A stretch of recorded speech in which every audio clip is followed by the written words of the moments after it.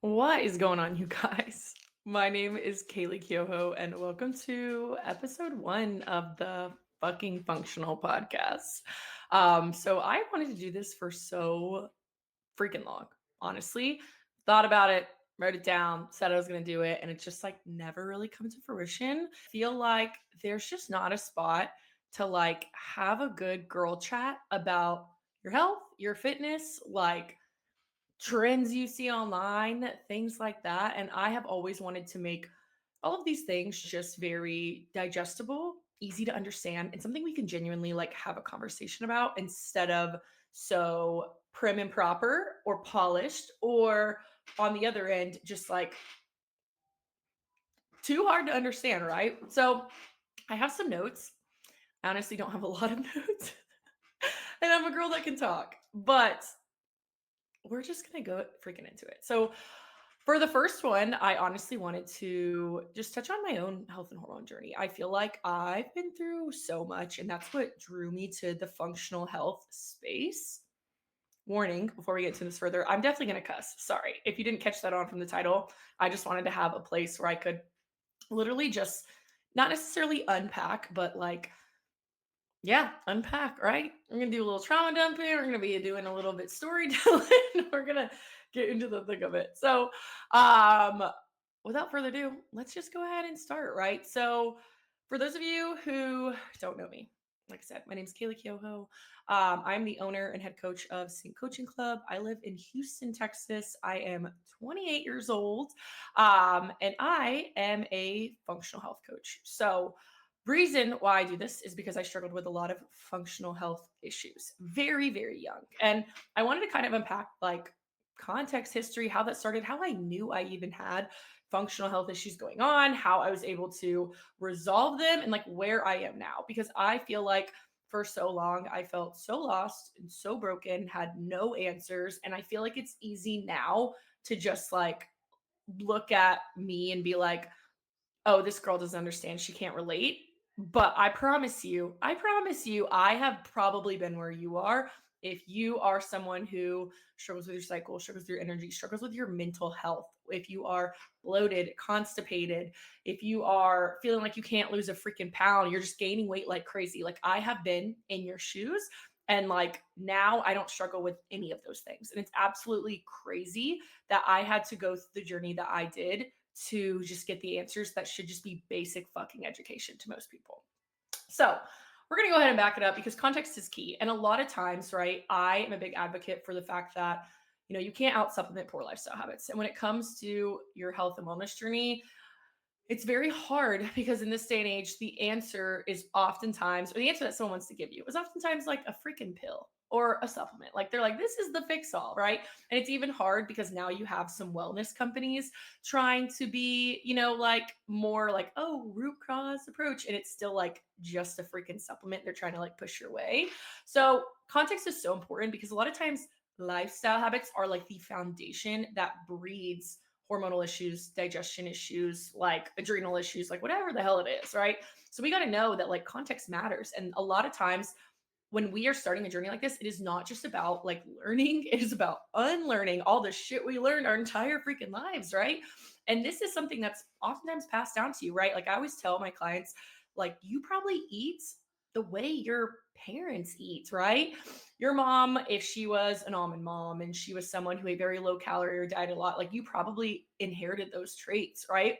And because of that, oftentimes you'll be able to, or not be able to, but you'll end up with the same, dysfunction, right? It's like your mom has thyroid issues, and then like you also undereat and also chronically stressed on these things, and then like you into that same, area, even if it's not a genetic component, right? So very important to understand that like background matters, history matters, lifestyle habits matter. And if you do not fix those things, and not that you have to like overhaul your entire life, but if you do not fix your foundation of lifestyle habits, then like you won't get anywhere. And that is the entire premise of functional health. I feel like a lot of times when people hear root cause, they think it's like you have like one lab marker, right? And I like to kind of explain it as like root cause situations. So what that basically means is let's say like your progesterone's really low, right? If we're just focusing on progesterone, it's like your progesterone being low, like yes, that's like the problem, right? And like maybe that's the reason you have regular cycles, but if you really think, okay, what's the actual like if if you dug deep, what is like the root of this issue? You probably have low progesterone because you have chronic stress. And you probably have chronic stress because of what, right? Maybe you don't know how to self-regulate. Maybe you work in a fast-paced environment, right? Maybe you've been with a piece of shit boyfriend, right? There's so many different things. Maybe you chronically diet, right? There's some reason that you are dealing with this chronic stress, and that is typically the situation that leads to progesterone being lower, right? Under eating, not sleeping, right? No stress management, no slowing down, being fight or flight right? Those are the things that kind of input those dynamics. So it's really important to understand that this is why the context aspect of all this matters so much, because it's easy to, look over that and be like, oh, a lab marker, let's just throw progesterone in the mix. But if we don't fix the foundation or the systems that were broken to begin with, then you'll never fix it. You'll just be throwing a band-aid on it. And that is literally the same as Western medicine, right? It's not really like fixing these things. So that's why I feel like a lot of times people want to go straight to the serious stuff, but like this matters more. And I will tell you from personal experience, I have gotten further in my journey with learning to slow down, learning to sleep, right? Learning how to eat a balanced diet and not chronically undereat, than I have gotten from any supplement, right? Like obviously these things help. I certainly take a lot of them. I got to go stack on my counter, but like I think a lot of times we want it to be like such a medical mystery, or we want to just jump straight to the quick fix. We can take that same approach, but I promise you, if you actually want to feel better, if you actually want sustainable results, if you actually want something that's going to carry you through your life instead of you like relapsing with these same issues over and over, you have to understand you have to fix the root cause situation that led to you getting here, right? So, first one, we're going to start with my childhood, right? Let's just take it all the way back. And like, I don't want to go super crazy into it, but I think context matters. So, I am a military brat. I moved a lot. I probably moved every 2 to 3 years growing up, right? That's very stressful for a kid. Constantly moving, constantly being the new kid. I was the third of four, right? When you're a little bit more of a middle child, you can get kind of lost in the mix. Um, Later on, my older brother and sister, half siblings, ended up going and living with their mother. I became the elder child, which again, that role of just taking care of people, I feel like I kind of like took care of myself from like a very young age because my dad was always gone, my mom worked, I had a little brother, like I kind of like took on a little bit more of a parental role in some aspects. And I don't mean that in like a disrespectful manner, but like it's just the reality of the situation, right? I also, grew up in a family with like a lot of chronic stress, maybe a little bit more like, I don't want to say, dysregulation, but like, yeah. And it's like, I don't blame anyone for that. I think it's one of those things that like, it's definitely a privilege to be able to have like the opportunity in my life to like learn to self regulate and like go to therapy and like do the work. Like, I feel like it's that's life changing for me, and I know I used to be a very dysregulated person. And again, all that shit freaking matters. It is relevant to the equation. Like there are some people who I get in from like a client standpoint, and I am genuinely like, you probably just need to start with therapy. Like I don't want to say that. And I know it comes off as offensive, but I think it's important to understand like going to therapy is not like, that's not a dig. Like everyone needs fucking therapy. Literally, everyone has their shit. Everyone needs to learn to regulate. I remember the first time I did breath work, I started like practicing that tool, and I was like, oh my gosh, I've just been so stressed because I don't think I've ever felt a fucking feeling in my whole life. It's like I've just been bottling all up and I've been angry as fuck for like 23 years and like no shit. I'm over here fucking like can't go to the bathroom, like can't, my cycle's all over the place. I'm like so freaking pent up, and it's like I've just never learned to regulate a day in my life. I've been fight or flight for 23 fucking years, and that is why I feel the way I feel. So that ultimately, right, it's just relevant. It's just context. And because of that, as I grew up with like just like a lot of things, a lot of stressors, I just got a lot of unhealthy habits just naturally, right? My parents always had to make me eat. I underate. It was something I got consistently. And like this was before I knew about like dieting or anything like that. I was just so stressed. I did not eat ever. My travel volleyball coach would make comments about it. I did not have an appetite. And I don't know, like digestion wise, it's kind of hard. Like if you've ever had like chronic digestion issues, you almost are so used to it, you don't even know when it started because it's been like as long as you ever had. Like I remember first time I realized I had digestion issues was because I worked with someone who made me like log if I pooped every day. And I was like, I don't poop every day. And he was like, what? And I was like, what? Is that a thing? Like, is that what you're supposed to be doing? And he's like, yeah. And then I was like, damn, I don't do that. How long have I not done that? I don't know, because it's always been like this, right? So was it the digestion issues? Was it adrenals? Like, what was the thing making me have low appetite? Who freaking knows? But again, relevant. I was never ate. My parents were always like, you're gonna sit here till you finish food. Like everything made me like crazy full. And it just like really, started from there. I used to struggle with sleep. I was very wired and tired. I would stay up all night long. Even if I didn't have a TV and it wasn't allowed to bring my phone in my room, literally stay up all night long, just thinking, my mind just racing. And then I wouldn't, I'd sleep in on weekends, but if it was a weekday, I'd like struggle to get out of bed. I was so exhausted. I was so fatigued.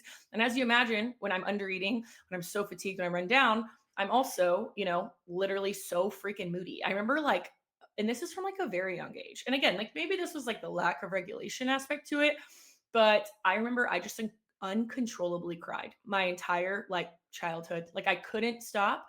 Everything made me upset. Everything, you know, like I couldn't stop crying. It was crazy. It was like someone would say anything to me and I would start crying immediately, start crying. And it was just like hard. And like I think it was hard too because like I don't think my parents knew how to handle it. So it was always just like stop crying and like yelling at me. And then obviously that made me cry more. So it just was like this cycle of just like all these emotions, no sleep, no food. I'm super stressed. I'm super tense. And then when I started getting my period, it was just always super intense, a lot going on. So when I was in high school, my mom went and put me on birth control just for my hormones. Like she would always tell me like something is wrong with your hormones. Like she could tell, but like that point in time, like you have to think this is what like 2013, maybe like what is that, like 12 years ago? 12, yeah. It's like let me think on that real quick. It's been a long day. But at that point, it was like, like what do you do? Like what do you do with that? And I went to the doctor and they were like, oh, like who knows? I had acne and I had my emotions were all over the place. And my mom was like, let's get her on this stuff. So I got on the pill, and I was not consistent with taking it, and I think that probably like made things worse. So I ended up in this pattern where I was switching a lot of birth controls. So from basically probably 15, 16 was when I got on like the first one through college when I switched over to the Liletta, I was on 6 different type of birth controls. So I did a pill, a mini pill, I did the NuvaRing, I did the patch, I did a copper IUD. Like, and what's crazy is like copper IUDs were like very new then. Like I did a copper IUD at 19. I'm 28 now. Damn near 10 years ago, I did copper IUD. And I did that because my hormones were so fucked up and I didn't know what to do. And I didn't want to be on hormonal birth control anymore because it wasn't helping. So I basically, the NuvaRing like wasn't working. I was having a lot of side effects and symptoms. Same with all the pills. They were like not helping. If anything, were like kind of swinging me in other directions. I like gained a bunch of weight, like lost a bunch of weight, my hair, like there's all this shit. And again, at the time, I don't really even understand what's going on because I'm literally a kid.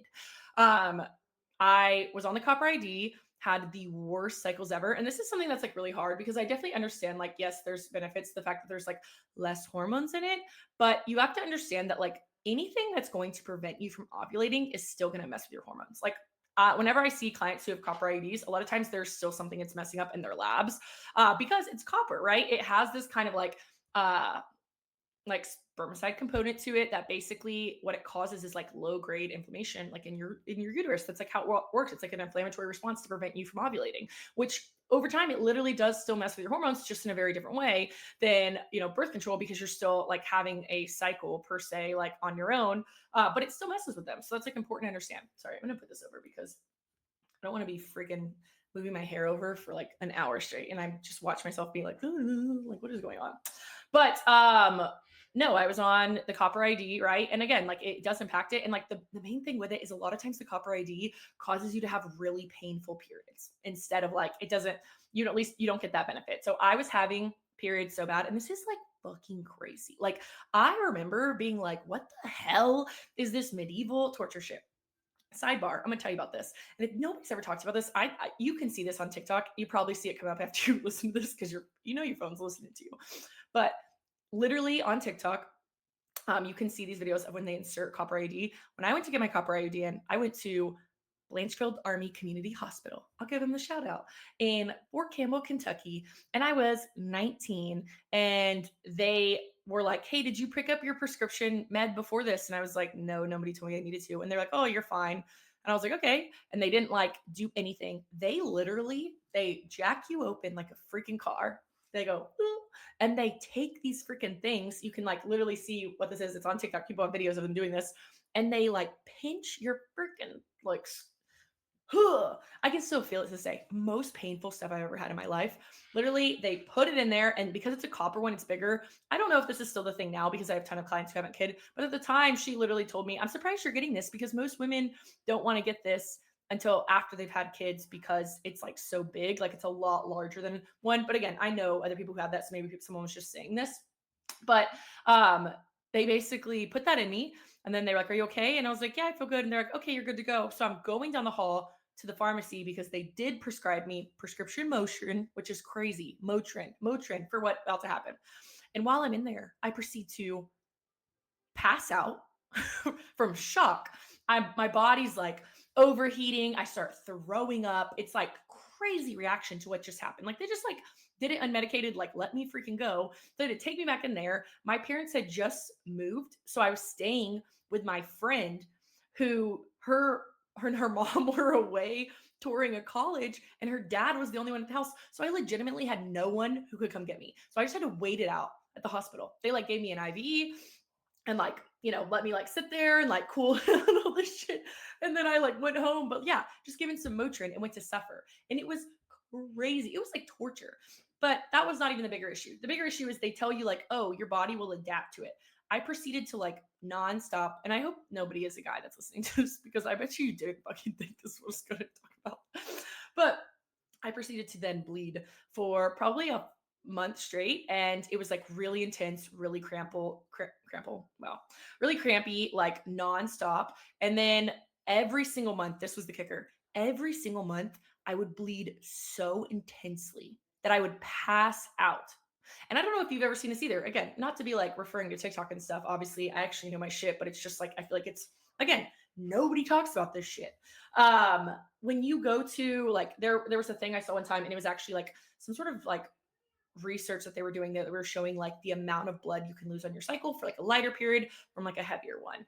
And like they're like the heavier one is a lot. Like people like they like try to make it seem like it's like you're not losing a lot of blood or it's like unrelated, but like legitimately when I tell you I would wake up in a pool of blood, and then like when I'm trying to like go to the bathroom, like pass out as soon as I stand up. Like it was crazy. And whether that's from like me and like my, you know, fear of blood, like I definitely don't love blood, so like that could come into mix, or just the fact that I'm literally losing so much blood. It was a crazy experience. And every single month that happened for a whole year. And I called my doctor begging to get it out. And she told me I needed to wait. It was a girl. Yeah, fuck her.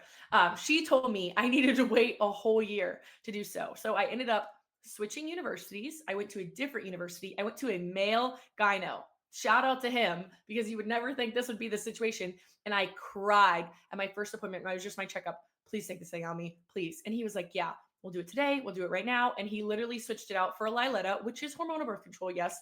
But I was at that point having cycles so extreme. They were literally like taking me out. Like I promise you, like there was like it was like my luteal phase, so miserable, so low energy, so irritated. My cycle bleeding through everything. Like it was like I couldn't do anything. I couldn't wear anything, couldn't go anywhere. And it was just ruining my whole freaking life. So literally switched it out. And when you are on a IUD, especially a hormonal one, you basically obviously adapt to those hormones. Eventually you'll probably, it's not for everyone, but like you typically stop having a cycle at all throughout this time.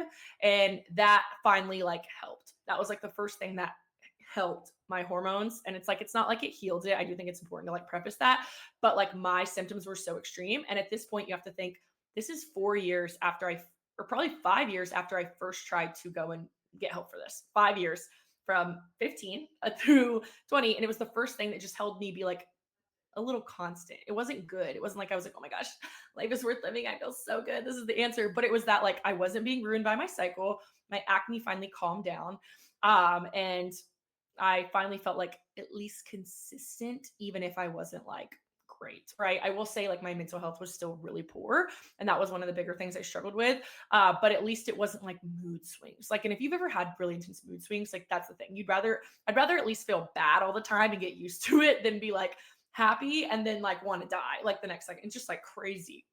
So that was basically my birth control, experience. So the problem during this time is, again, like, I obviously had like a very unhealthy foundation in like lifestyle habits, and like that continued. And again, whether it was the stress I had been under my whole life, or the digestion issues that I like clearly had, or other things. And like, this is not to be like, oh my gosh, all these things that have happened to me, but I do really genuinely believe at some point in time I've been exposed to mold. I do want to get that testing done. I haven't, just because I really do feel so good now, but I do have plans to compete again. And if you've ever done a competition prep, if you have some health issues, they're about to blow the fuck up in your face. So definitely in a season right now where I'm focusing on restoration, and I just don't want anything to go unscathed. But the reason why I say that is because I used to live in this house that legitimately, I've lived in three places, three places that I know for a fact had mold. I lived in a house that was a 4-bedroom house built in like it was like 1907 that it was built. And it like smelled so musty. Like like the AC went out all the time. The heat went out all the time. It was just like, you knew this house was not, and then the second one, I lived in this old apartment, this really old apartment. My rent was $400 a month. And the AC unit was in my closet, and it leaked out under my entire closet in my room. And they had a blower in there drying it out. And I proceeded to still live in there. And then the final one was when I was in prep. There was this blinds in the middle of the apartment that we like never moved to the side because it was by like an overpass. We went to move out. There was literally, I don't want to say like black mold, but like mold that was black all up on the window. And again, at this point in time, I really didn't understand these things the way I do now. So we just had a lot of fucking shit going on. And this is where, again, like, there are times where it's like you see people and they're like depressed, or low energy, or terrible cycles, or like, brain fog. And they just like don't think that there's anything they can freaking do about it. And you can. And that's why, like, with me, that I even want to share stuff like this, because I feel like I like that's what I'm saying. I feel like now people see me, or that they know me. And this isn't to be like, oh, holier than thou. Like, that's not what I'm getting at. But just like, I feel like people are like, oh, you are in great shape and you feel good all the time. You're always in a great mood. Like, you're so lucky. And it's like, girl, I've been fucking in this shit since literally like 15, trying to fix my hormones. I'm 28. It's been 13 years in the works. I've almost spent more time focusing on my health than I have not focusing on my health, because I've struggled with so many issues since then. So that's why I want to like communicate this and like share this story, because I feel like genuinely, if like you hear this and you're like, damn, that's how I feel, it's like, I don't want anyone to ever feel stuck, or this is just how life is. There's just this narrative for women that it's like, it's all fucking down here for this, and this is what it's like to be a woman, and you just have to be in misery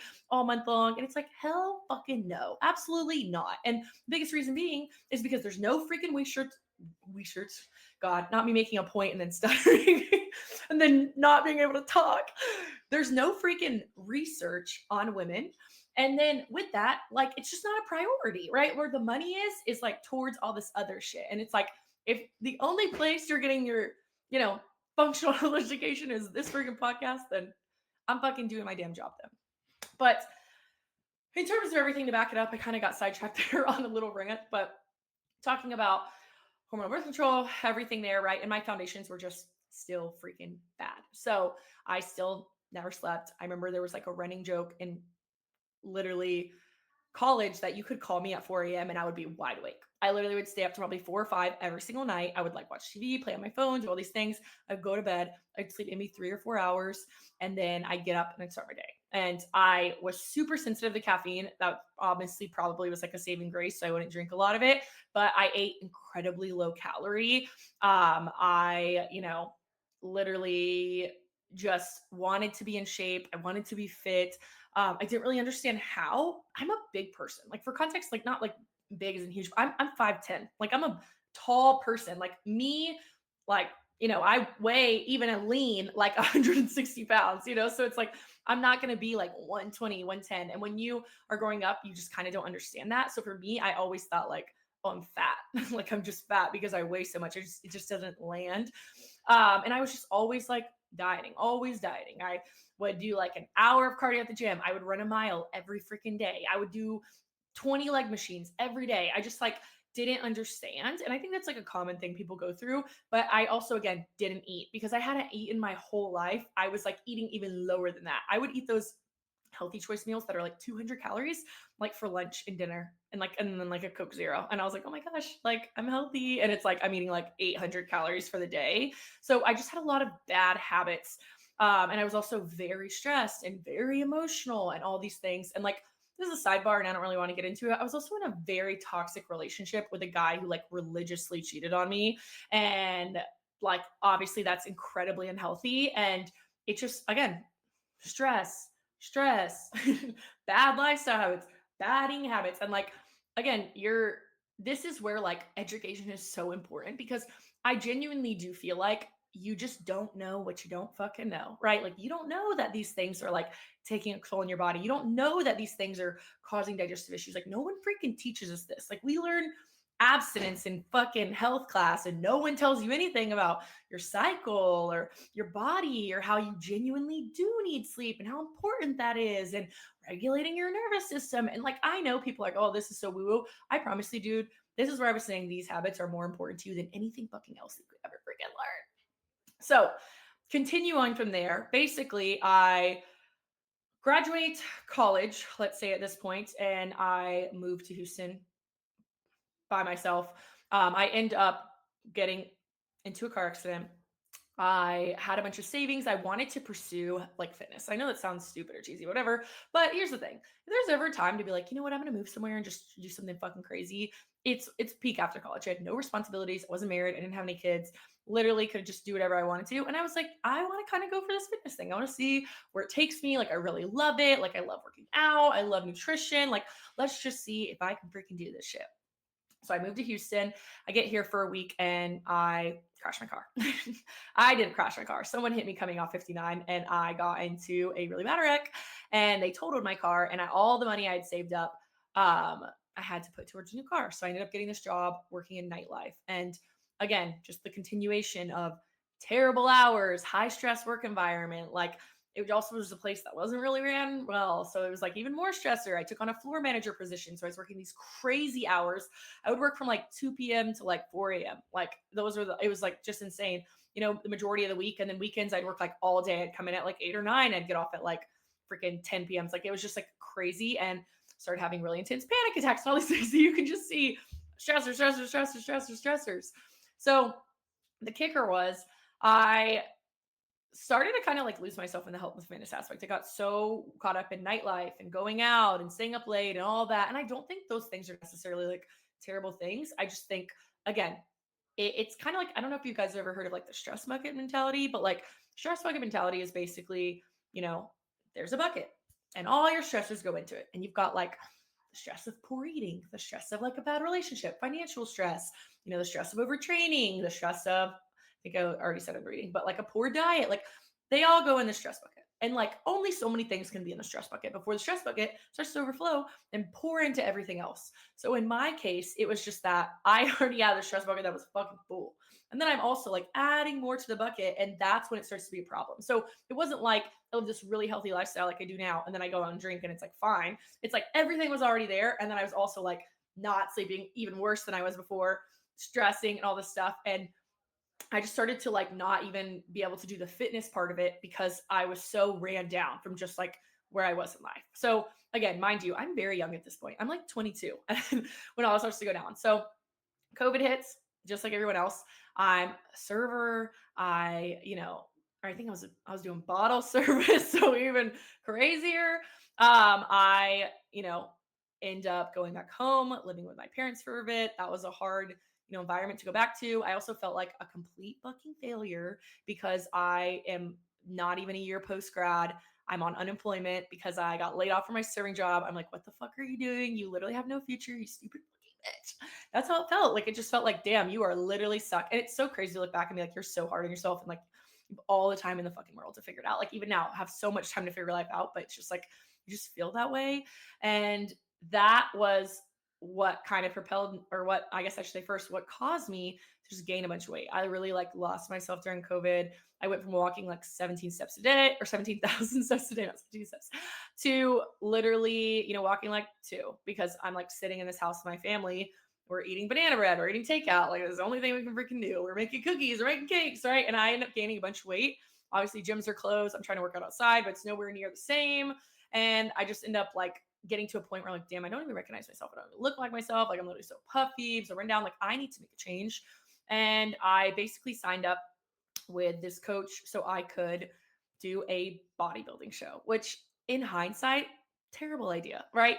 And like I didn't know. Like again, you don't know what you don't know. And this is the thing where it's like people think that like health and fitness are the same thing, and they're not, right? You can be incredibly fit, you can be incredibly in shape, you can look great, and you can be like very unhealthy. And this is what's very hard this day because like if you don't understand this, you're looking at this fitness influencer who is super lean and like super hot, like banging bod, but like she's telling you how her cycles are terrible. She's such low energy. She's so bloated all the time, blah, blah, blah, blah. And she's giving you the advice. And it's like, I always say, like, do not take fucking advice from someone who's not in a situation you want to be in. And it doesn't mean you have to be like a stickler about it. But like if you're looking for health and like hormone advice and you're looking at someone who's constantly complaining about her bloating and like this is the supplement I take to fix it, like that girl can't help you, you know? So just like remind yourself of that. But essentially, I decided to do a prep. I thought it was the answer. And like, I am, again, I'm a people pleaser. I was that middle child. Then I was like kind of like the first child bro for a little bit whenever my brother and sister went to live with their mom. And because of that, I just wanted to, be like a yes girl. And again, you don't know what you don't fucking know. I basically went straight from all that years and years and years of all this stuff straight into a bodybuilding prep. So I reversed for maybe 1 month, which is crazy before prep. My food never got above 240 carb, I think like 60 fat, maybe it was 70, but something like that. Not a lot for someone of my size. For context, I'm dieting right now, as we speak. And my macros are the same on my high days. I do carb cycling, just like back and forth, as they were at my peak reverse before I started a prep. So throughout this process, I go from 180 to 130. 50 pounds. That's a lot of weight to lose off of a lot of food. So you can imagine, and again, this is not to blame bodybuilding. Like, and I think that's why context matters because you can see I've been talking for freaking 30 minutes and I just now got to the prep. And there was maybe a long time where I thought that like it was the prep that did it. But I think this is where the understanding matters because what's the difference between prep and being in a terrible fucking relationship with a shitty guy, right? Still a huge stressor, right? It's the thing that pushes you over the edge, right? What's the difference between that and being at a job with a psycho boss, right? And this is where again, as females, it's so important to know how stress impacts your body so you can make a like clear choice about it, right? Because otherwise you're just sitting here you just don't know. And then all of a sudden everything's going to shit. And you're like, how did I get here? And it's like, it's easy to sit there and be like, oh, competition preps did this. But here's the thing. That's why, one, I'm going to do a bodybuilding show again. But two, I'm focusing on restoration now. I'm literally doing like labs, health phases, digestion phases, like reverse, grow, all these things. Like, yeah, I'm in like a mini cut right now, but it's not like intense. Like my cardio is super low. I'm doing like a step goal. But like all these things, as a means to prepare my body for it because like a healthy body is a responsive body, but also when your body's working, it's easier to have more resiliency. And what I didn't have this entire time was resiliency. So basically when it comes to my prep, I'm a people pleaser. I do a kick-ass job. I don't miss a macro. I don't miss a step. I don't miss anything the entire time. And I started having a lot of issues like very early on. I started my prep in February. Again, at this point, I'm on hormonal birth control. I haven't had a cycle since I was, you know, since I switched it like 20 or whatever that was for my copper IUD. So I don't even have that like vital sign to give me indicators. So about the time I start realizing I'm having issues was probably like April. I think I can pull up the lab specifically, but I'm pretty sure it was around April. My show date wasn't towards end of June. So basically, with that whole situation, I just kind of mentioned I had saw someone talk about how like, libido is an important vital sign and like, your cycle and like, your energy. And I just kind of like mentioned to the coach I was working with, I was like, hey, like I don't mean to like, make a big deal out of nothing. And again, this is where like you don't fucking know what you don't know. I've said that like 50 times already, but like I didn't know. Like I don't think I'd ever in my life had a good, I didn't have ever like really great energy. I didn't really have, a period at that point. I didn't know what good digestion was. So it's like, to me, it's like, how do I even explain that this is an issue? Because like, No one ever asked. I didn't think they were, like all these things. Like I'm just saying I'm going every day or I'm not, so it's just kind of like I just kind of casually brought it up and they were like, let's get labs done. So the other thing was I started having hot flashes and like not just like I don't mean like this is where like sometimes I feel like people when they hear the term hot flash and they haven't had a hot flash, they just mean they get like sweaty. Like and if you've ever actually had a hot flash, it's like scary. You kind of feel like you're having like a heat stroke. Like and maybe heat stroke's too strong a word, but it's like you get so overwhelmingly hot all at once. You literally like it feels like something's like incredible, like you need to go to the hospital. The first time I had one, I was in the gym and I was working out and I just got this rush of so incredibly hot. I thought I was going to pass out. Literally like sat there, like sat down on the ground, like was drinking water, just like let it pass. I didn't know what was going on. I was like, man, was that like, did I take too much pre-workout? Did I take too much pump product? Like what the hell just happened? And I just kind of like, I didn't even know what to do or to call it. And then fast forward, I was at the mall with my cousin and we're walking through the mall. And like, this is a cousin that like, I don't get to see a lot. So I like didn't even really know her that well to share like, hey, I think I'm like, I don't even know what's going on. I think I need to go to the hospital. Like I didn't want to freak her out, but I'm getting so overwhelmingly hot in this mall. And it was just like the craziest experience. So I kind of mentioned it to them and that's where we did labs. And my labs now that I know how to read lab work, I probably should have never competed. And I don't say that like this isn't about like my coaching experience with that person. This is about, more than anything, just context and like again like the journey I went through and just like understanding like what's abnormal and what the problem is about that and how to handle those things because like here's the thing, it's not, you don't need to freaking like have pristine labs and the most perfect biofeedback in the world to like do a dieting phase or you know push your body, all these things, but like you have to understand it's like not how much you can do, it's how much you can recover from.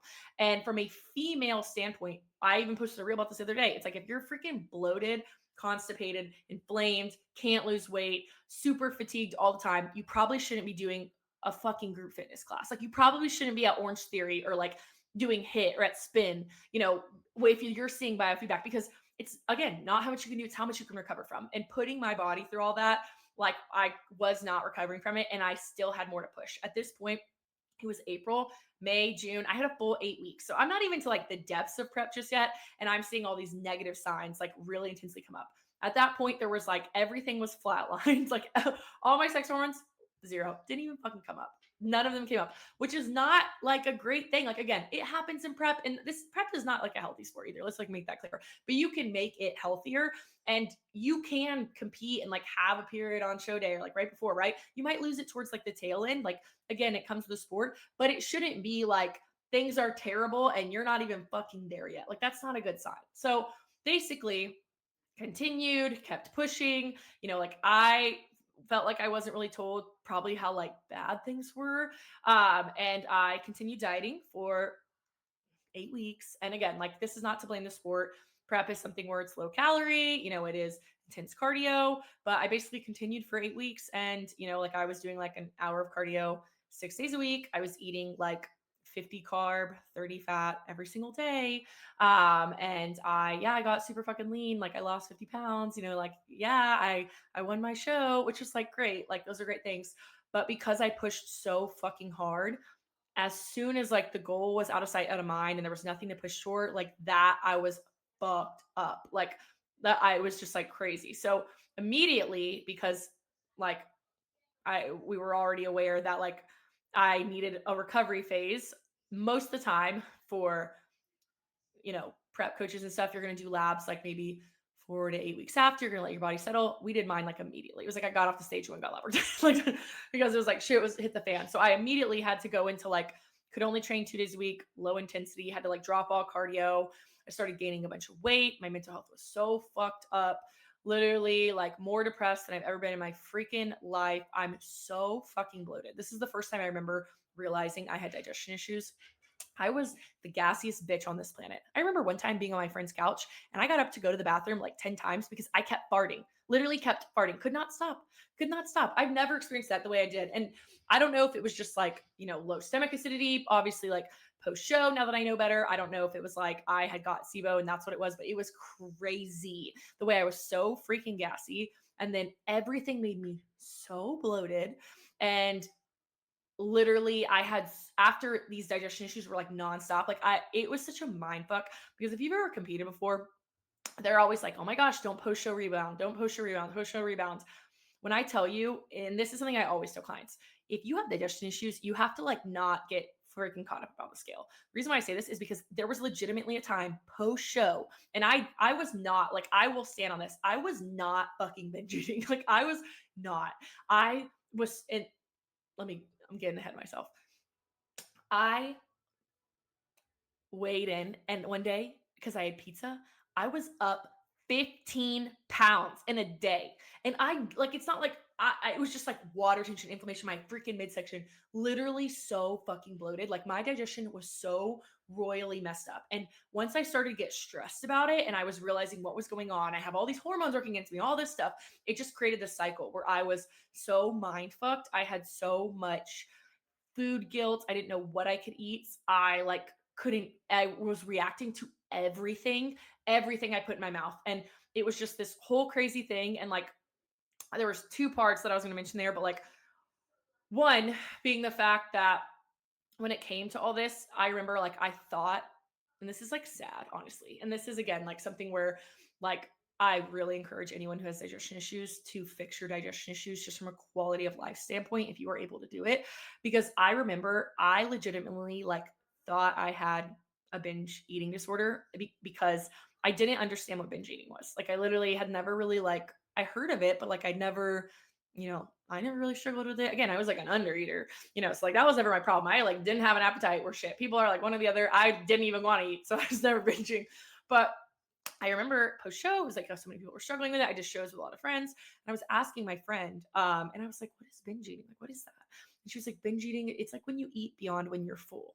And when you have digestion issues and you're getting bloated as fuck after every single thing that you eat, and you are, feeling full after, like, I eat a bite of a protein bar, I'm full as fuck. But like that, it's such a fucked up headspace you get into with chronic digestion issues because everything's making you bloated. So you're always feeling like you're pushing past the full point of fullness. So I remember literally thinking I had a binge eating disorder. Like that's what I was doing. And I was just eating the normal amount of food. Like it was just like, it was crazy. My body was so hungry. And at the same time, everything made me feel terrible. So at this point, um, the coach I was working with, it was just hard because I don't want to get into it, but like he couldn't help me. He didn't have really like the knowledge to help me with where I was, with how bad things were. Like, like throughout the process of like prior to competing, when I was having a lot of symptoms, like wasn't really able to help me the way that I needed to. He was trying to put me on supplements that like weren't effective with my birth control.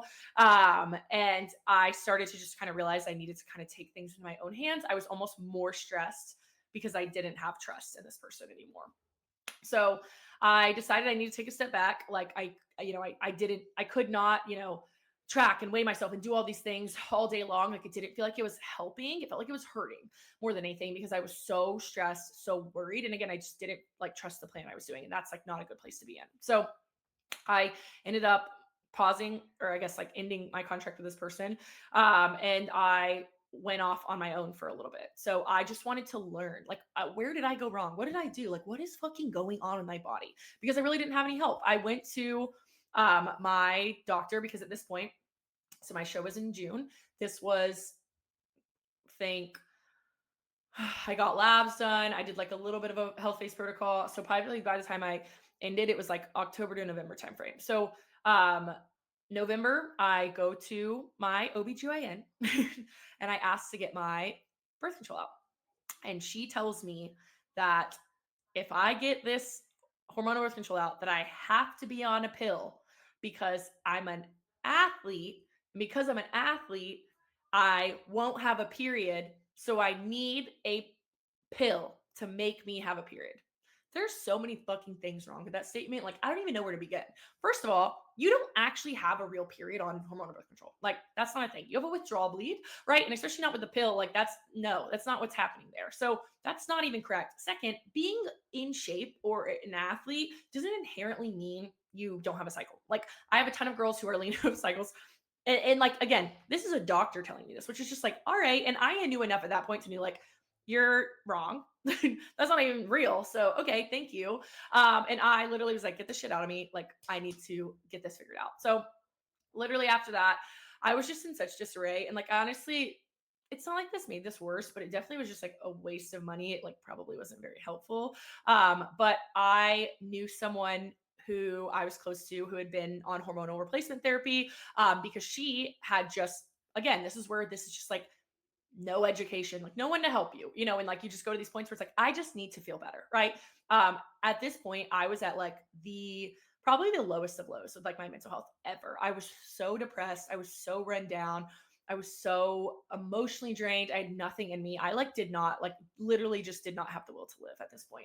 And like I know this sounds traumatic and I'm not trying to be like, oh my gosh, what was me? But it's just like genuinely, I just remember like I would wake up and I would sleep. I would be wired all night long, sitting there, my mind racing. Couldn't go to bed to save my life. Literally wake up in the morning so exhausted, so fatigued. I'd go to the gym. I'd try to work out. I'd literally have to go home and take a nap again. And at this point, it's like I'm trying to like I want to like grow a business and do stuff with fitness and coach clients. Like that's what I'm going for. And like I can't like I don't even have I wanted to be like a basic online fitness coach. I can't even get out of bed. I can't hit a step goal. I'm so exhausted. And I just felt like a fucking failure. Like, again, like this whole thing of like me being like, oh, I'm going to go make this happen. It's just been like thing after thing after thing and feeling like I'm so beat down. It's because my body had nothing to give. And that's why, like, this is something I'm so passionate about because it's like, I don't want your health or your physique to be like the reason you don't hit your goals when there's something you could do about it. And like, that's what's so hard. So basically, I ended up going to a horm- hormonal replacement therapy clinic. I don't know what that is so hard to say. And getting my labs done through them and just kind of told them my issues. I had my period. It came back, but I, was super depressed and super run down and all these things. And I was like, just please help me like give something to kind of like I just need to feel better. So they got my labs done. The thing about hormonal replacement clinics is just like it's important to understand that this is where like I was kind of saying before, they're like kind of marketed as wellness, but like it's still not like fixing the issue. It's just a band-aid on the issue because if your body's not producing thyroid hormone, there's a reason. If your body's not producing DHEA, there is a reason. If your body is low progesterone, there is a reason. So just throwing hormones in the mix, yeah, it'll make you feel better, but it's symptom management. It is still not fixing the root cause, even though it's hormones. And that's like so crucial to understand because in my case, I didn't know that. I just wanted to feel better. So no lifestyle habit suggestions, no supplement suggestions, no food suggestions, just here's your things. So I got my labs back. They gave me they tried to price me out like 10 different things I could take. And I was like, what do I need? Like, what's going to help me? And they were like, here's Armor Thyroid because my thyroid was really low. It's very common when your digestion is poor that your thyroid hormones are low, especially post show. This is because your body converts thyroid hormone in the gut and in the liver, but in the gut. And because that mine were very low. So they put me on Armor Thyroid. It is active T3 and T4, which is good because it bypasses that conversion aspect, actually makes you feel better. But they gave me a super high dose. When I look back on those labs, they like definitely needed help, but I should not be on the dosage I was on. It was like something for like hypothyroidism, like downright like someone who was tanked. And they put me on a dosage and literally I was like hyperthyroid. Like I remember I would do incline bench and I'd go back and my eyes would roll back in my head. And I was like, I don't know if this is like safe. Like I feel like I'm gonna like black out in the gym. And the other one they put me on is pregnenolone, which is a precursor to other hormones, kind of like DHEA. That's a good way to kind of perceive it. It is not DHEA, but it's similar kind of like function kind of understanding. But basically, I was put on these things, like something that was going to basically like increase my testosterone, estrogen, progesterone, and something that was going to ultimately help my thyroid hormones, right? So I felt better. I like leaned out. I, got in a better rhythm. And at this point, my digestion was terrible. Like digestion was fucking terrible, and I knew that. So I had essentially like purchased a course from a, a guy I follow on Instagram, and it was like the first thing I'd ever seen to like kind of give me like education. Like I had done so many ebooks on bodybuilding and weight loss and weight training and all these things, right? But it was like one of the first ebooks I saw where someone was like, oh, I'm going to teach you how to like understand lab work and like hormones and like all this stuff. So I purchased this course and I read through it, and it started talking about digestion issues and digestion protocols. And I had already touched on with my previous coach that we both thought I had SIBO because I was bloating so bad. If you don't know what SIBO is, it's small intestinal bacterial overgrowth. And basically, I went and, you know, oh, I don't know why I can't talk right now. Sorry. That was crazy. This is what happens when you're recording at 9 o'clock at night and I'm on like day 3 of my period. So like that will definitely do that. But in terms of everything, with all of this, so backtrack a bit because I did miss this in the process. And I was thinking, I was like, why do I feel so confused about what I'm about to say here? But okay, so backtrack. Around the same time, I went and got my IUD out. I also went to a gastroenterologist. So once I had issues, I knew there was problems like immediately post show. I did not just wait like 6 months because this was like 6 months later when I did the HRT thing. I ended up going to a gastroenterologist, and they were like, hey, we're going to test you. It sounds like you have H. pylori. We're going to give you a breath test. Here's this eat low FODMAP.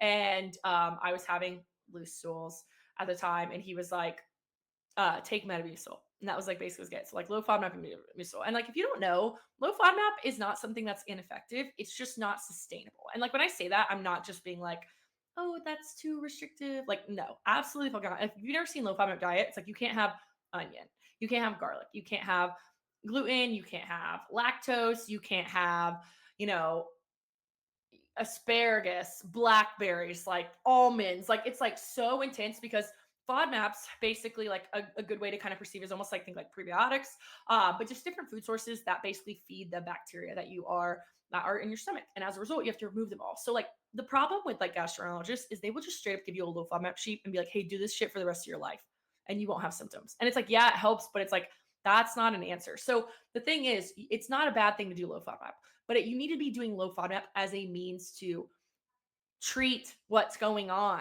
right? So, like for example, you do them and you take antibiotics, you do them and you take antimicrobials, right? That's how you address it. So he just gave me that and he was like, take Metamucil and like you're good to go. So I did 2 breath tests. I did a SIBO, H. pylori.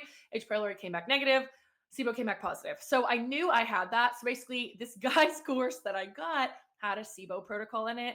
And at this point, like I said, I just like I didn't have a lot of trust in people, but also like I didn't have a lot of fucking money either, like mind you. So like again, like I said before, I'm trying to like coach. I was like a server. This is post COVID. My body is fucked up. Like I like could barely get out of bed, much less like go freaking work at a bar the way I was before. So I was just like really slumming it. I was very struggling financially. Like I did not have the means to go and like do a big consultation with someone or do any further testing. I was like, I'd already spent so much money on supplements and testing and competing and all these things. And like I was just feeling worse and worse. I like did HRT. Like those things are freaking expensive, you know? So I literally was like, I'm going to do this protocol. So I ended up doing the protocol. I'm like, transformed, feels so much better, literally crazy. Like my body, and I'm not just talking about body composition because I like aesthetics overall, that's not what I'm saying, but it's like I was so, if you've ever had like SIBO, I was so distended, bloated all the fucking time. My lower abdominal was huge. I literally looked pregnant, and I don't just say that. And this is like, you know, it's 8-week protocol. I'm 7 weeks in and I've got everything on lockdown. I'm eating well. My stress is good. My sleep, I'm feeling better. I've got my HRT and my cycle. All these things are just improving. I'm feeling good. I'm looking good. It's like, oh, yes, this is what I need. And then week 7, all this shit hits the fan. And like, basically, me and my long-term boyfriend broke up. Crazy. And same time, I ended up, like I was again coaching at the time. I ended up not ending that job. I'll just say that. And then I had a very intense life situation basically go down with like a close family member all in the same fucking weekend. Like crazy. Like just like the worst weekend of my fucking life. And basically shit hit the fan. Stress was all over the place. My life was changing very rapidly. Had to find a new job. Like all this fucking shit was just going crazy. And of course, my digestion starts to go crazy again. So the really hard thing is like when you go through a kill phase, right? You have to rebuild.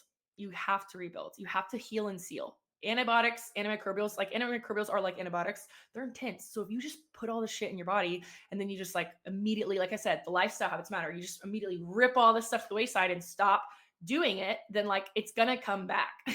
So not only did that happen, but again, my life is changing. It's so much more stressful, all this stuff. So I basically felt good for a while, but like with time, it was like as I would like try to eat normal foods and all this stuff because I didn't go back to reintroduction, I didn't rebuild, I didn't do all these things. I just saw all my issues come back and then some. I started gaining a ton of weight. I also like was told my HRT clinic that I didn't feel good from like the Armor thyroid because I felt very lightheaded and they told me to just stop taking it. So it was like my thyroid like I don't want to say like crashed, but like that's dramatic, but like my thyroid hormones just tanked because they were on a very high dose to a very low dose. I remember in like the month of July of that year, I gained like 15 pounds in 1 month, like without changing anything because my digestion and because my hormones were so bad. And I just kept seeing the weight gain, the weight gain, the weight gain, weight gain. I ended up being like the highest I'd ever been at the end of that year at 190. And my skin was atrocious. And again, I fell back into that cycle of lifestyle habits and like my health was bad and now my gut was worse. It was just like, bro, can I ever get out of this? So that fall, I was like, okay, I'm gonna start to adjust my digestion again, and ended up working with another coach. And again, or wait, back up. I skipped one, sorry. That July, where I started seeing all that weight gain, I ended up doing a GI map with a functional practitioner. She was really great. She had given me a good protocol. The only thing was again, I really couldn't afford to have someone walk me through the process. So I did a one-off consultation. She gave me a singular protocol. Here, do this protocol, and you'll be good. And I was like, okay. So I was doing the protocol and I was doing it properly, but I just wasn't seeing the improvements. And I feel like, knowing what I know now, there could have been a number of things. It could have been that, I needed to do some sort of like detox pathway protocol prior, like open things up, right? So my body could filter it out. It could have been like maybe my adrenals and stuff were playing a role with it, which is like very possible with like the history of stress I've had.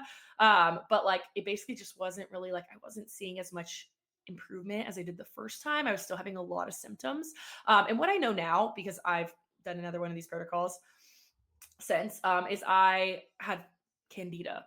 And candida is really common for hiding on GI maps. That's such a stupid fucking thing that it can hide. Oh yeah, it could still be there even though it's not on the test. But it's very common to hide. And I know now that I have had candida since then. So I'm pretty sure that was the problem I was having. I just didn't know. And I didn't have a coach to ask. I literally just had my one-off consultation. And if I wanted to talk to her again, it was another $300. So I ended up hiring a different coach to work with who talked about digestion issues, but was another bodybuilder coach. Didn't really know like specifics about this. And they just added a lot of supplements in. And again, like really didn't see any improvement. And I was just like, good fucking Lord. Like, when will someone help me? Like, when does this end? How do I get there?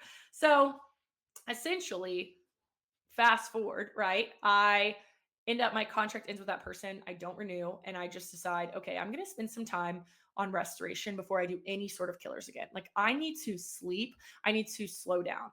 I need to eat enough food consistently. I need to focus on food quality. I need to strip back to the freaking basics before I put my body through another intense protocol or intense season of life. Like this has just been so much and like I just need to chill. And I stopped drinking, at that year. For like the beginning of the year, I made sure I was sleeping. I slept more than I ever had. And like even just that alone, I saw so much improvement in my health, my adrenals, all this stuff. Because again, like digestion issues are like come from lifestyle habits. And when it comes to stress, in that case specifically, um, it was like that plays a role, like as much as we don't want it to. And like a de-stressed body is a responsive body. A stressed body is a non-responsive body. And I was just definitely there was just always so much shit going on. It was just hard to tackle.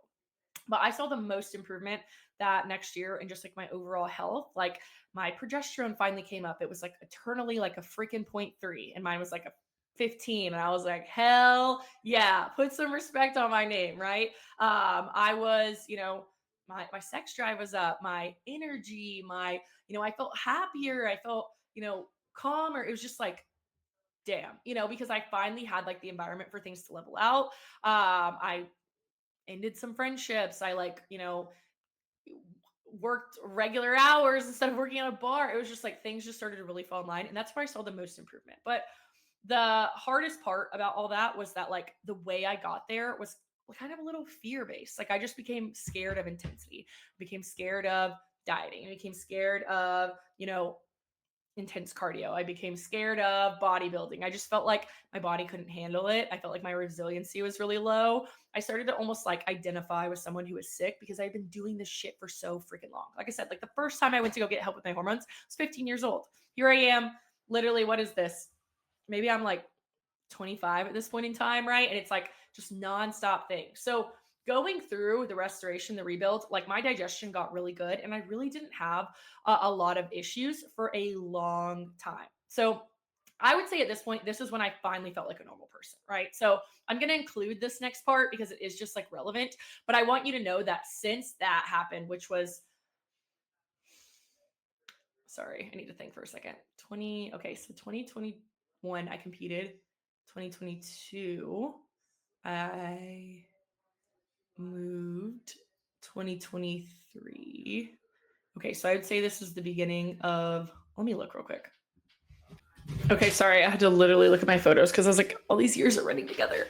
But I would say probably the beginning of 2023 was when I started like stop drinking and slowing down and everything. And like that's when I started to feel dramatically better. So like at this point in time, it's almost been 3 full years of feeling better, right? So that context is important because like I was saying, the thing that sucked was like I really felt like I couldn't push myself. Like I was like, oh, my body's broken, my resiliency is limited. And like, that's just not a way to live. Like, I don't think it's bad for everyone. Like, I do think some people enjoy like a slower life, right? Like, they want to, and like, I want to do this too. So this is no shame, but like, they want to live out in the countryside, at a house and homestead and do all these things, right? And there's nothing freaking wrong with that. I want those things too.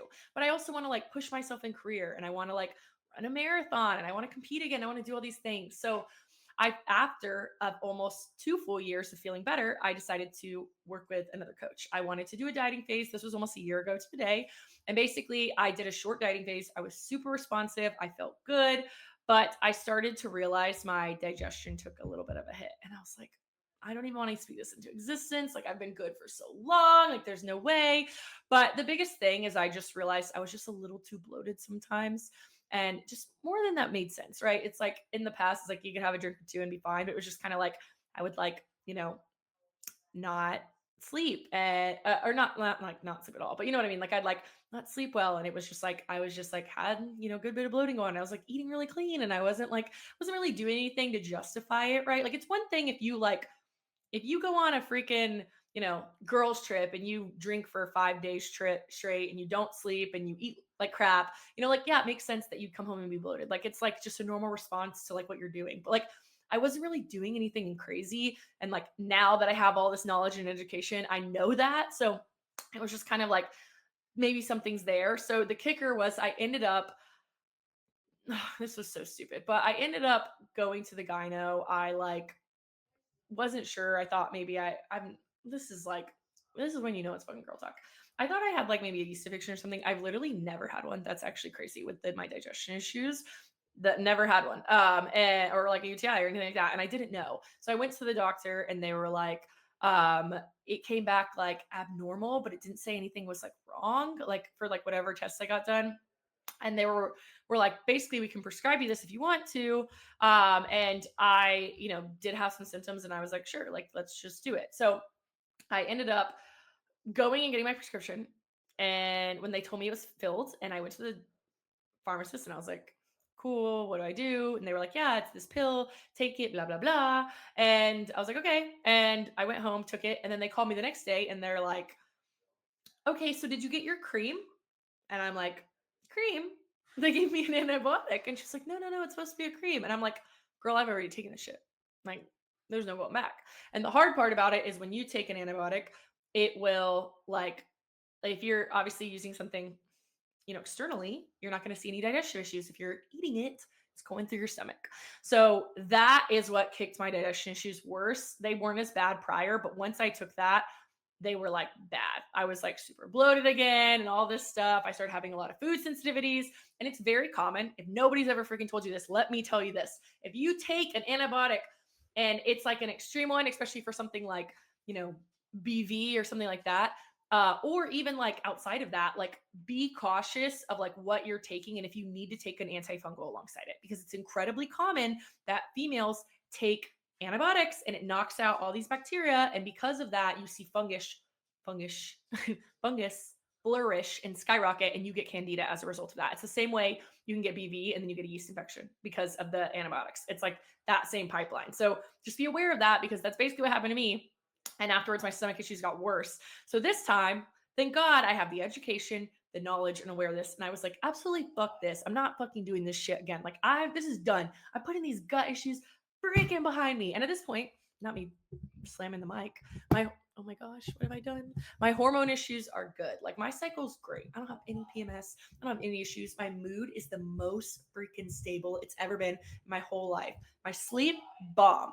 Everything is good. Literally, it was just like, I'm not going through this again. So I basically went to a functional doctor, went straight to the source. Thank God for me, I have a good foundation with lifestyle habits. I am a coach myself. I do this for a freaking living. I know how to hold myself to this. I know everything to do from a lifestyle habit standpoint. You don't even have to freaking tell me. I know what to do, how to pair this. I just need effective treatment, right? So basically, we got a GI map done. And I was like, antimicrobials, herbals, what do you recommend? There was literally so much going on, which I basically talked to him and I was like, what do you think happened? You know, like, I know what I think happened. Like, what do you think it was?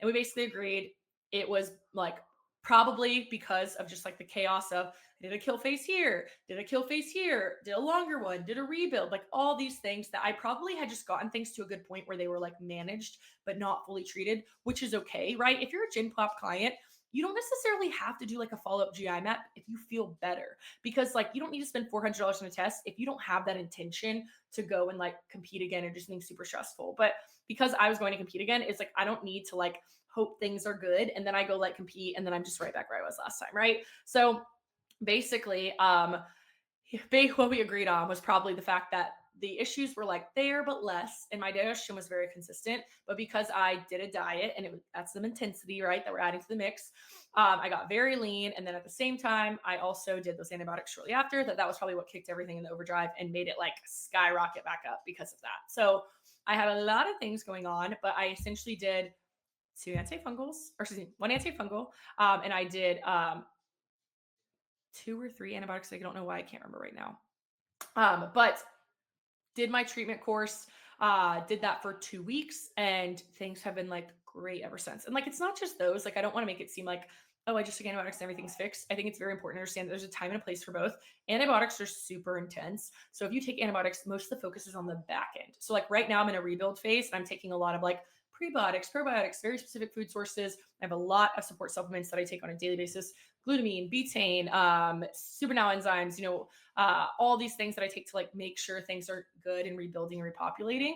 But like, again, like obviously like the killers, like the big heavy hitters, like that's what I did. But if you're someone who has a lower amount of dysbiosis or like small overgrowth, it's easier to take herbals and not experience so many side effects, because I had a lot of side effects when I was on there where I was like super irritable. I herxed really bad. If you don't know what that is, it's like when you I like to explain herxing, or like die off, as basically like, let's say your body, so I can show you fish. This is my son who has been literally over here. If you hear it in the background, outside, outside. It's because I have a button by the door that says outside, and he goes, hits it, hits it, hits it, hits it. So he's been grumpy because he wants to go and kinky, and you just did. So there you go. So give me a second, because I'm almost freaking done. But what I was saying is, a herx reaction is basically, I like to explain it as like, let's say your body is like, obviously this isn't the same thing, but like a good way to explain it is like when you are killing something off, right? And that's why antibiotics are way more effective than antimicrobials. Essentially what happens is those bugs die. They release toxins, because I don't want to get too overcomplicated with this. And your body has to process out those toxins, and you can get the most intense things going on. Like, I remember I started taking the antifungals and the antibiotics, and this is what made it scary. I genuinely felt the same way I did when I was super depressed post show, and how I felt in college when I was super depressed at different points in time, like when I lived in that moldy house. And it made me think that, oh my gosh, I wasn't like, it wasn't just depression. It was literally like I was just my body was dealing with something, fighting something. Like, and again, you don't know what you don't know. And that's where it's so crazy. Like, it's easy to give these things term. We're anxious, we're depressed. It's not those things are real. That's not what I'm saying at all. But a lot of times there's an underlying health reason to it. And that's why functional health is so important. Understanding your body is so important because the biggest things I've gained throughout this is more empathy for myself. I'm not sitting here like, oh my gosh, how are you so freaking tired? Get up lazy. Like, I'm like, damn, I'm really fatigued. Like, what could that be from? Am I not getting proper sleep? Like, do I need to get my labs done? You know, is something off with here? Is there any other biofeedback going on? Right? When my cycle's off, I'm like, dang, like, because I'm big on like hormonal imbalances or injuries too. Like, if you're freaking like crazy estrogen dominant, you're hypothyroid, you have like, super high thyroid antibodies, your adrenals are tanked, right? Like, you need to like focus on taking care of yourself, right? Like, it's so easy in this day and age to be like, and this is where I was saying like the health and fitness debacle of it all, to be like, um, you know, oh, let's just eat less and move more. Let's like just push harder and like we'll be healthier and then we'll feel better. It's like, obviously, yes, exercise, eating right, like all these things matter, but like it's through a different lens when you look at it from your health. And like as a female, that's why right now it's like, you know, it, I am so passionate about this. Like, this is what I do for work because it's like, obviously, yes, like I want you to look hot as fuck. Like, I love a good aesthetics. Like, I love, being toned and lean, all these things. Like, those are great, right? But it's not just about that. It's deeper than that because a lot of times the same reasons why you're, overweight or out of shape or whatever that's going on too can oftentimes fall right in line with the same reasons you feel like shit, right? Like, if you are, low thyroid function from like years and years and years of chronic undereating and malnourishment and overstress and digestion issues, then yeah, you're probably going to be, difficulty losing body fat. You're going to be overweight. You're going to be fatigued. You're going to have hair loss. You're going to, have difficulty going to the bathroom. Like, those are all in the same ballpark. And I feel like a lot of times we try to think that we can just focus on a fat loss issue and not focus on a health issue. But like, I think it's important to understand that as a female, it's kind of like a non-negotiable to like understand or take your health into the mix. Like, I always tell clients, like, we think we're so unresponsive. Like, we think our bodies are, this like unresponsive thing, but like our bodies are incredibly responsive, and that's the problem, right? They respond to everything we do. So like those years and years and years I'm telling you before I got to like actually doing labs and stuff like that, the reason why those matters is because those are the things that freaking got me there. It wasn't the competing for, sorry, something's in my eye. It wasn't the competing for 3 months that, just blew my body up and it was just great before it. It was years and years and years of chronic stress, under eating, poor sleep, high stress environments, lack of regulation, toxic relationships, that led to competing being the thing that pushed my body over the edge and launched me into 2 years of being in a consistent health phase. So again, this time I have the habits and stuff that I can understand. Get in, get out. Things are great. Things honestly never better. And this was like more like just doing something before it became a problem than it being like an actual legitimate problem, But it's just more about understanding that like as a woman, your body, your biology, your health, your hormones, like they can be your superpower or they can be your freaking downfall, right? Like when it comes to how you show up at work, you want the confidence, you want the energy, you want the stability when it comes to your headspace. You don't want to be good, one day or 1 week a month. You don't want to be, crampy and bloated and not wanting to put yourself out there for that promotion or post on social media or post on content because your skin or you're inflamed, you don't like the way you look, right? And it's like, again, like obviously I always tell people like you are going to evolve as different versions of yourself because your hormones do fluctuate throughout the course of the month. Your estrogen, your progesterone, luteinizing hormone, your follicular stimulating hormone, like these things all surge and fluctuate throughout the month, and that is going to create different versions of you throughout it. Like, that's a real thing, but it doesn't need to be huge launching swings. You being way up here, way down here, way over here, like that is a sign that something underlying is there, right? Like, I think that most people don't know that like PMS is like a sign of a hormonal imbalance. Like, they're just like, oh, PMS is just part of being a woman.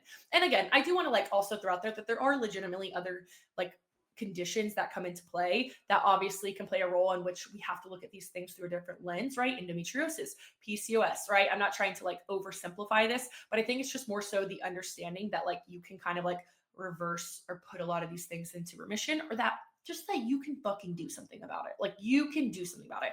And I don't say that to be like, oh, you should and you have it. It's more just the understanding that you can, that something can be done. Because I feel like in this day and age in the medical system, like what it means to be a female is just to be like slapped with a diagnosis and like told to do something for the rest of your life, or that this is just how it is. And that is like so fucking damning. So damning. So wow, I can't believe we just talked for this long, but that's what I was saying.